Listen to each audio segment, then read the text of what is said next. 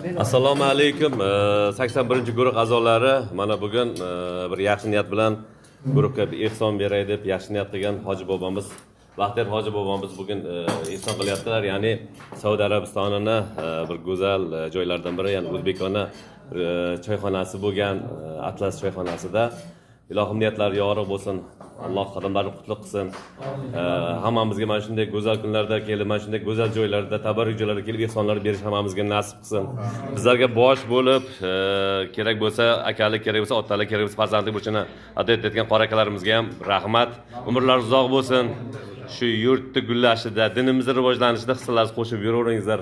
Alloh martabalaringizni ulug' qilsin. Xudo xolasa, mana shu safimiz hamisha kengaysin. Alloh hammalar yo'llaringizni yorug' qilsin.